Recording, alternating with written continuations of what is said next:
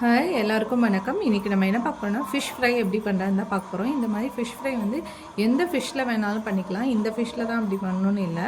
நம்ம வந்து சங்கரா, நெத்திலி, வவ்வா மீன் எந்த மீன் எடுத்தாலும் இந்த மாதிரி ஃப்ரை பண்ணால் சூப்பராக இருக்கும்.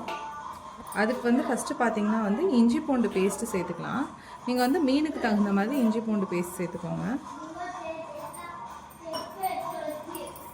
இப்போது அதுலேயே பார்த்தீங்கன்னா வந்து நான் இன்றைக்கி வந்து ஒரு தக்காளி மட்டும் பிழிஞ்சிக்கிறேன். நீங்கள் வந்து எவ்வளோ மீன் எடுக்கிறீங்களோ அதுக்கு தகுந்த மாதிரி 2-3 தக்காளி கூட பிழிஞ்சிக்கலாம்.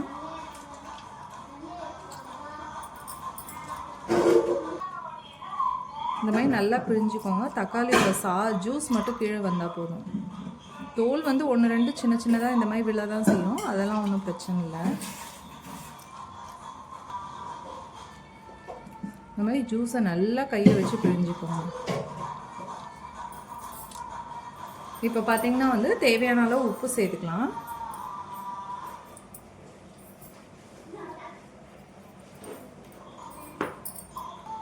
இப்போது அதுலேயே பார்த்தீங்கன்னா வந்து தேவையான அளவு குழம்பு மிளகாய் தூள் சேர்த்துக்கலாம். காரத்துக்கு தகுந்த மாதிரி சேர்த்துக்குவாங்க.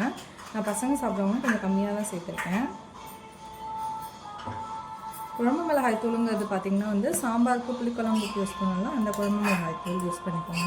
அப்படி உங்கள்கிட்ட அது இல்லை அப்படின்னா ரெட் சில்லி பவுடர் கூட யூஸ் பண்ணிக்கலாம்.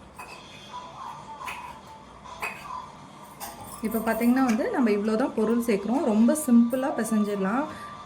மீன் பிசையும் போது நான் வேறு எதுவுமே சேர்க்கல. பார்த்திங்கன்னா இஞ்சி பூண்டு பேஸ்ட்டு, தக்காளி பிழிஞ்சது ஒன்று, அதுக்கப்புறம் பார்த்திங்கன்னா வந்து உப்பு, மிளகாத்தூள் இது மட்டும்தான் சேர்த்துருக்கேன். இப்போது இந்த மாதிரி பார்த்திங்கன்னா வந்து பிசைஞ்சு நல்லா 1 மணி நேரம் நல்லா ஊற வச்சுடுங்க. கம்பல்சரி 1 மணி நேரம் ஊற வச்சா தான் இதுக்குள்ளே மசாலா இதெல்லாம் ஏறும். உப்பு, மசாலா, இஞ்சி பூண்டு பேஸ்ட் அதெல்லாம் சேர்த்தாங்க அதெல்லாம் நல்லா ஏறும். அப்படி உங்களுக்கு இன்னும் டைம் இருக்குன்னா அப்படின்னா ஒரு 2 மணி நேரம் கூட ஊறட்டும். நல்லா அப்படி ஊறினா நல்லா சாஃப்டாகவும் இருக்கும். உள்ள மசாலாலாம் இறங்கி சூப்பராக இருக்கும் சாப்பிட்றதுக்கு. இப்போ வந்து எனக்கு டைம் இருக்குங்கிறதுனால நான் ஒரு 1.5 மணி நேரம் நல்லா ஊற வச்சுக்கிறேன். இப்போது இது நல்லா ஊறட்டும். ஊறினதுக்கப்புறம் ஃப்ரை பண்ணும்போது காட்டுறேன். இப்போது ஃபிஷ் ஃப்ரை பார்த்திங்கன்னா வந்து ஒரு 2 மணி நேரம் நல்லா ஊறிடுச்சு. நான் ஊற வச்சுட்டேன். நீங்கள் வந்து நான் சொன்ன மாதிரி ஃபஸ்ட்டே சொன்ன மாதிரி உங்களால் முடிஞ்சால் 1 மணி நேரம் முழுசாக ஊற வைங்க. அப்படி இன்னும் டைம் இருக்குன்னா 2 மணி நேரம் நல்லா ஊற வச்சுடுங்க. இப்போ வந்து ஃப்ரை பண்ணி எடுத்துடலாம். இப்போ பார்த்திங்கன்னா வந்து ஸ்டவ் ஆன் பண்ணி பேன் வச்சுக்கலாம்.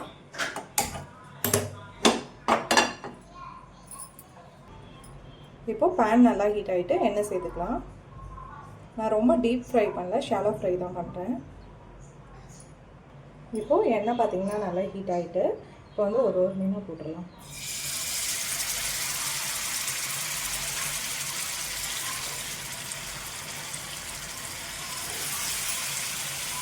இப்போது ஃபிஷ்ஷு பார்த்திங்கன்னா நல்லா ஃப்ரை ஆகட்டும். ஒரு சைடு ரொம்ப திருப்பி விடக்கூடாது ஃபிஷ்ஷு எப்போயுமே பார்த்திங்கன்னா வந்து, ஏன்னா ஃபிஷ்ஷு வந்து ரொம்ப சாஃப்டாக இருக்கும். அதனால் பார்த்திங்கன்னா ரொம்ப திருப்பி விடாமல் ஒரு சைடு நல்லா வெந்ததுக்கப்புறம் இன்னொரு சைடு திருப்பி விட்டு 2 சைடு மட்டும் நல்லா வெந்தால் போதும். அதே மாதிரி பார்த்திங்கன்னா வந்து நம்ம இஞ்சி பூண்டு பேஸ்ட்டு இதெல்லாம் சேர்த்தோம்னா அதனால் எண்ணெயில் போட்டோன்னே நல்ல வாசனையாக இருக்குது. இப்போ பார்த்திங்கன்னா வந்து ஒரு சைடு நல்லா வெந்துருக்கும். இப்போ திருப்பி விடலாம். நான் வந்து ரொம்ப டீப்பாலாம் ஃப்ரை பண்ண மாட்டேன், ரொம்ப கருப்பாக. ஏன்னா வந்து ஃபிஷ் எப்பயுமே இந்த மாதிரி லைட்டாக வெந்தால் தான் பார்த்திங்கன்னா வந்து நல்லா சாஃப்டாக இருக்கும்.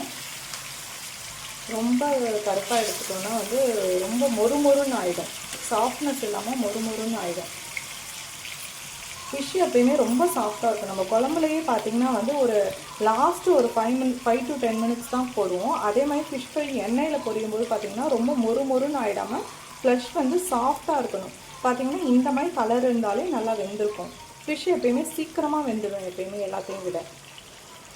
அதே மாதிரி மசாலாவும் பார்த்திங்கன்னா ரொம்ப உதிராக பாருங்கள். லைட்டாக அந்த எண்ணெயில் கலர் மட்டும் தான் சேஞ்ச் ஆகிருக்கு. இங்கே பாருங்கள், இதெல்லாம் மசாலா இருக்குது பாருங்கள். மேலே நம்ம தேய்ச்ச மசாலாவும் ரொம்ப உதிராமல் அதில் டேஸ்ட்டாக அப்படியே நிற்கும். மசாலா எப்பயுமே நம்ம போட்ட மசாலா, நம்ம இஞ்சி பூண்டு பேஸ்ட்டு, மிளகாத்தூள், தக்காளி பிசைஞ்சு போட்டோம்னா அந்த மசாலாலாம் அப்படியே மேலே இருக்குது பாருங்கள்.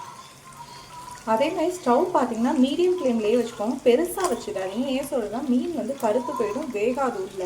ஸ்டவ் வந்து எப்போயுமே மீடியம் ஃப்ளேம்லேயே வச்சுக்கோங்க. ஃபஸ்ட்டு ஆரம்பத்துலேருந்து மீடியம் ஃப்ளேமில் வச்சுக்கோங்க. இப்போ வந்து பார்த்திங்கன்னா வந்து மீடியம் ஃப்ளேமில் வச்சு நான் ஒரு 5 நிமிஷம் வச்சுருந்தேன் அந்த சைடு வேகிறதுக்கு. இப்போ இந்த சைடு திருப்பி விட்டு ஒரு 5 நிமிஷம் வச்சுருக்கேன். ஸோ மொத்தம் 10 நிமிஷம் இருந்தாலும் மீன் நல்லா வெந்துடும். இந்த சைடு ஒரு 5 நிமிஷம், அந்த சைடு ஒரு 5 நிமிஷம் இருந்தால் வெந்தால் போதும். ரொம்ப திருப்பி விட்டால் மீன் சாஃப்டாக இருக்கனால பிஞ்சுடும். நான் ஃபஸ்ட்டே சொல்லியிருந்தேன். இப்போது இன்னொரு சைடு நான் எடுத்துடுவேன், உங்களுக்கு காட்டணுங்கிறதுனால நான் திருப்பி காட்டுறேன் பாருங்கள். அப்படியே பாருங்கள், இன்னொரு சைடு நல்லா வெந்திருக்கு பாருங்கள்.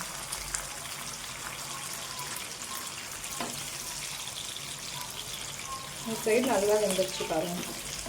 ஸோ வந்து நான் சொன்ன மாதிரி 5 நிமிஷம் இருந்தால் மட்டும் போதும். இப்போ ஃபிஷ் வந்து 2 சைடுமே நல்லா வெந்துருச்சு. இப்போ எடுத்துடலாம்.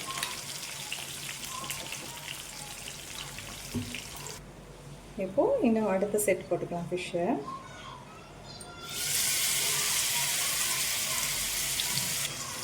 இப்போ நம்மளோட ஃபிஷ் ஃப்ரை பார்த்திங்கன்னா அவ்வளோ சூப்பராக ரெடியாக இருக்குது. நல்லா டேஸ்ட்டாகவும் இருக்குது. நான் வந்து நல்லா கிறிஸ்பியாகவும் இருக்குது லைட்டாக. பாருங்கள், இந்த மசாலாலாம் நல்லா கிறிஸ்பியாகவும் இருக்குது. நான் ஒரு இது பண்ணி காட்டுறேன் பாருங்களேன். அவ்வளோ சாஃப்டாக நல்லா வரும் பாருங்கள். நான் எதுவுமே செய்யலை, ஒரு விரலால் தான் இது பண்ணேன். நல்லா சாஃப்டாக வருது பாருங்கள்.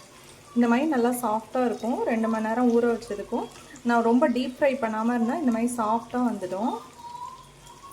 இந்த மாதிரி குயிக்காக சிம்பிளாக மசாலாவும் கம்மியாக நான் சேர்த்துருக்கேன். இந்த மாதிரி நீங்களும் கண்டிப்பாக வீட்டில் ட்ரை பண்ணி பாருங்கள். ரொம்ப டேஸ்ட்டாக இருக்கும். இந்த மாதிரி பண்ணி கொடுத்தா குழந்தைங்களும் விரும்பி சாப்பிடுவாங்க. எந்த ஃபிஷ்ஷாக இருந்தாலும் இப்படி செய்யலாம். நீங்களும் வீட்டில் ட்ரை பண்ணி பார்த்துட்டு எப்படி இருக்குன்னு கமெண்ட் பண்ணுங்கள். தேங்க்யூ.